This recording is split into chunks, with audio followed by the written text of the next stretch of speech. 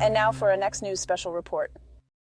Tonight we dive deep into the political chessboard of 2024. Mike Pence takes to CNN making audacious claims, but President Donald Trump, he stands resolute, reminding America of a time when strength, not appeasement, was our guiding principle. Through Truth Social and his signature rallies, Trump declares that had he been in power, the Hamas attack on Israel would have been a zero-chance event. As the narrative unfolds between these two leaders, the question looms: who truly champions the American spirit? Stick with us, for by the end, our final thought will lay it all on the line. In the ever-changing political game, some moves are more surprising than others, and the audacity of former Vice President Mike Pence's recent remarks truly takes the cake. It's astonishing that he's pointing fingers directly at his former running mate, President Donald Trump, alleging his responsibility for the Hamas attack on Israel. But while Pence seeks solace in liberal platforms like CNN, the narrative from President Trump is vastly different, as it should be. Pence might be trying to appeal to the mainstream media, but let's consider the facts, shall we? On Truth Social, Trump made a powerful declaration asserting that the tragedies unfolding in places like Ukraine and Israel would never have occurred under his vigilant watch. It's a simple yet profound truth. Strength deters aggression. Under Trump's administration, the world understood that America wouldn't stand for appeasement or compromise its position. And it wasn't just words. Trump's actions reverberated internationally. Just look at Mark Levin's comment on the very same platform, reminding everyone of Trump's transformative foreign policies. Remember the Abraham Accords, the pivotal dismantling of the flawed Iran deal, the firm stance against funding Palestine? Levin gets it. Beyond past achievements, the gravity of the current Israeli situation isn't lost on Trump. During his energetic rally in Iowa, he minced no words about the savagery unfolding in Israel. Take a look. The Hamas terrorist invasion of Israeli territory, and the murder of Israeli soldiers today, and the brutal murder of citizens is an act of savagery that must and will be crushed. It has to be dealt with very powerfully. This is a time where the United States needs leadership. We don't have leadership. But Israel is at war, and the United States obviously is going to stick with Israel, and strongly.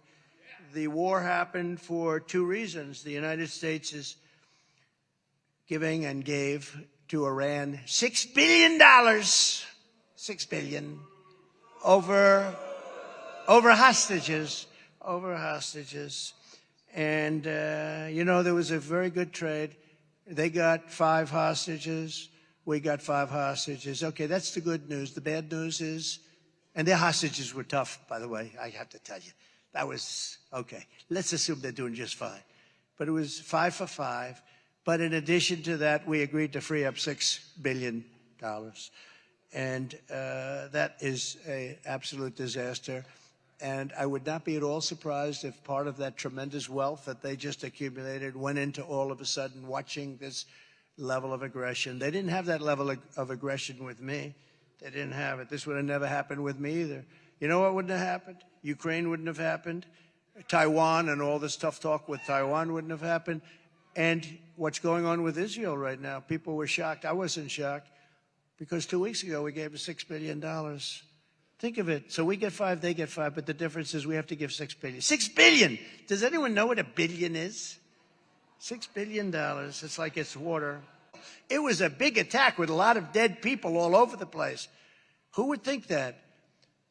And the only difference is, I believe, it's the difference between one president and another president. Now, in contrast, Pence took the CNN platform to voice his criticisms. If you're curious about his exact remarks, well, let's indulge him for a moment, shall we? Well, I am, but let me begin at where we ought to start. I mean, that disastrous withdrawal from Afghanistan has emboldened the enemies of freedom around the world. And now war is raging in Eastern Europe. And President Joe Biden's kowtowing for the last 2.5 years to the mullahs in Iran, lifting sanctions, begging them to get back in the Iran nuclear deal, and then paying $6 billion in a ransom for hostages, I think set the conditions for this unprecedented terrorist attack by Hamas against Israel. But I also believe this is what happens when we have leading voices like Donald Trump, Vivek Ramaswamy, and Ron DeSantis signaling retreat from America's role as leader of the free world. What happened in Ukraine was an unprovoked invasion by Russia. What happened this weekend was an unprovoked invasion by Hamas into Israel.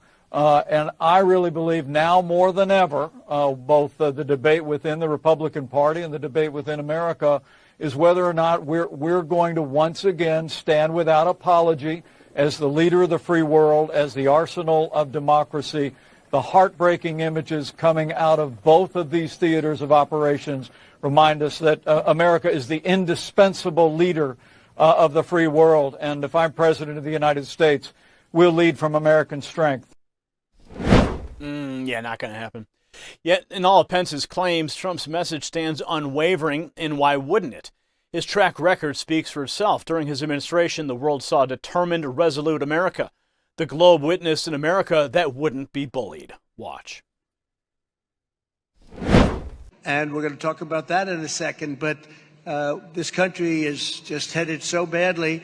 The Israeli attack was made because we are perceived as being weak and ineffective and with a really weak leader. And we will discuss it in a few minutes. But isn't that a shame what's happening all over the world? Things are not what they were just 3 years ago. You take a look. They weren't ever as good. And now they are really probably maybe the worst we've ever seen in terms of our country. When you look at the Afghanistan pullout, you ever see anything like that? The most embarrassing moment in the history of our country. You need to get every patriot you know and make sure that they're registered. You have to register. And you got to register what are you going to register as a Republican? And get them out to vote and go to their local precinct caucus meetings at 7 p.m. on Monday. So it's 7 p.m. on Monday, January 15th, and we're asking you to bring 5 or 6 or 7 or 10 people with you, as many as you can. Get them loaded up. And we want to have a big, beautiful send-off because then we have to go to war with the communists, fascists, racists, everything else you can be, Marxists. We're going to war with some very evil people. Much like our nation navigating through chaotic waters, many Americans grapple with unrest at night. Just as America seeks peace, you can find it in your sleep with Sleep Miracle Plus. Dr. Bruce Fong, with his team of experts, crafted a blend that promises tranquil nights. Ingredients like chamomile extract guide you into peaceful slumber. Visit GetSleepMiracle.com and begin your journey to restful nights, hoping your nation finds its path amidst these political tensions. Now, it's essential to contrast the leadership styles of Pence and Trump. Pence's sudden critique is not just shocking, but it raises eyebrows about his genuine concerns. Is he looking for political leverage, a better media image, or is it just a bid to differentiate himself? Meanwhile, Trump's steadfast message never wavered. America first, not just a slogan, but an actionable blueprint.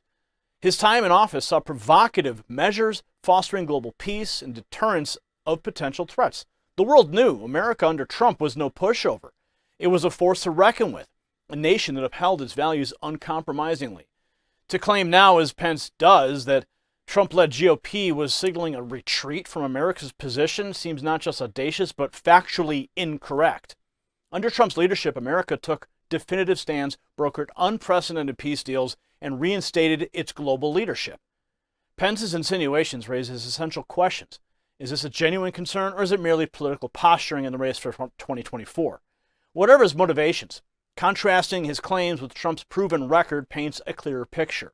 The lines are drawn, Pence with his sudden criticisms and Trump with his unyielding resolve and a track record that speaks for itself.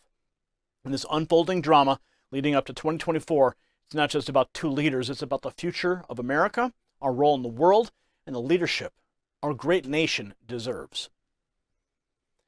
Ladies and gentlemen, as 2024 inches closer, we must discern the voices that echo the true sentiment of our great republic. Mike Pence's audacious remarks seem to be less about genuine concern and more about political maneuvering. In stark contrast, Donald Trump's unwavering resolve stands out. His America First priorities were not mere campaign slogans, they were definitive actions that marked a significant era in our nation's history.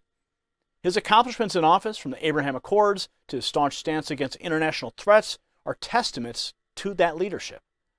It's not a mere debate between two leaders. It's a call for us to recognize and support the leadership that truly upholds the spirit of America.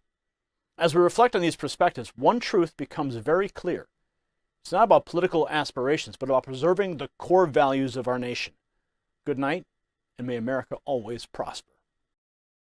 Congratulations, you made it to the end of the video. Now keep up your quest for truth with this next news report. And if you found our channel enlightening, join the millions who agree with you. Tap subscribe. Thank you for watching the Next News Network.